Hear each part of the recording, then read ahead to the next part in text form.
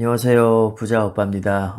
니첼로님께서 또 멤버십 가입을 통해서 음료수원을 해주셨는데 감사의 말씀 드리면서 영상을 시작하도록 하겠습니다. 제가 어제 서든어택이라는 그 총싸움하는 게임이 있거든요. 그거 하느냐고 정신이 없어가지고 시황에 전혀 신경을 못 썼는데 아침에 일어나 보니까 또 많이 올라 있더라고요. 좀 쉬었다 가도 괜찮을 것 같은데 요즘에는 좀 조정 없이 그냥 쭉 다이렉트로 가는 것 같습니다. 뭐 이런 날도 있고 저런 날도 있는 거죠. 다우존스가 0.5%, 나스닥 1.3% 오르면서 13,000포인트 돌파했네요.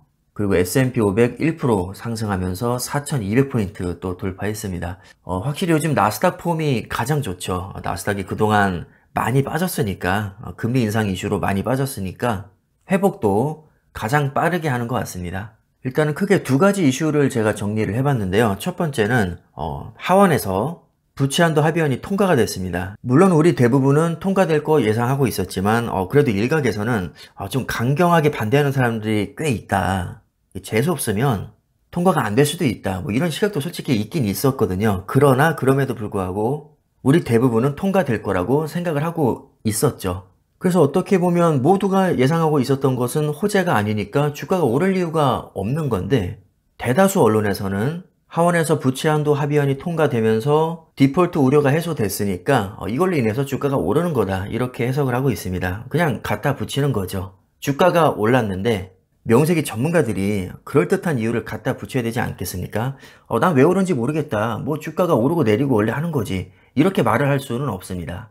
아니 그런 뻔한 소리 누가 못하냐 이렇게 욕을 먹을 수 있기 때문에 뭔가 그럴듯하게 포장을 해야 됩니다. 그러니까 큰 이슈를 갖다 붙이는 거죠. 그 다음에 또 하나 연준 의원들 이 양반들 정말 부지런하게 여기저기서 많이 나오거든요. 맨날 뭐 틈만 나면 무슨 연설을 합니다. 근데 어제도 어떤 양반이 한 명 나와서 6월에 기준금리를 동결할 가능성도 있다.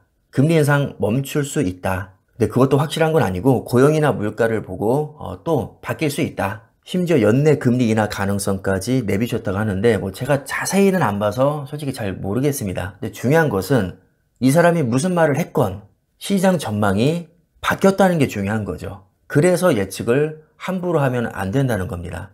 심지어 향후 고용이나 물가 상황에 따라서 전망이 또 바뀔 수 있다고 합니다. 그런데 이렇게 시도 때도 없이 바뀌는 전망을 예측하는 게 무슨 의미가 있습니까? 당장 눈앞에 가격을 보고 우리가 투자를 하니까 이런 전망에 신경을 곤두세울 수밖에 없는 겁니다. 기업의 가치를 보고 길게 보고 투자를 해야 이런 이슈들을 그냥 가볍게 넘길 수가 있는 거죠. 자, 예를 들어서 어제도 엔비디아가 5%가 넘게 올랐는데 눈앞에 가격만 보면 지금 팔고 나오는 게 어떻게 보면 합리적인 게 맞습니다.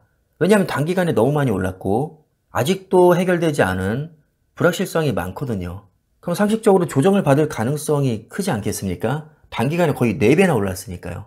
자, 그러나 기업의 가치를 보고 장기 투자하는 입장에서는 아니 어차피 인공지능, 자율주행, 뭐 메타버스, 데이터 센터 이런 분야들 크게 성장할 게 분명하고 엔비디아 GPU가 이 분야에서 짱이고 단기적으로 얼마나 조정을 받을지는 모르겠지만 길게 보면 2배, 3배, 5배, 10배까지 오를 가능성이 있는 종목이고 기업에 아무런 문제가 없고 지금 돈을 너무 잘 벌고 있고 앞으로도 이익이 계속 커질 것 같다면 이 주식은 그냥 보유하는 게 맞습니다. 주식은 돈이 필요하거나 기업의 경쟁력을 상실했을 때 파는 거죠. 엔비디아가 단기간에 급등하면서 전고점을 순식간에 돌파했을 때 많은 사람들이 과열 구간이라면서 조정받으면 다시 들어올 생각으로 매도를 했습니다. 그 결과 몇십 프로의 수익률을 그냥 허공에 날려버렸습니다. 이게 결과적으로 예측을 통해서 내가 타이밍 매매를 한 게 손해로 작용을 한 거죠. 물론 언젠가는 당연히 조정을 받겠죠.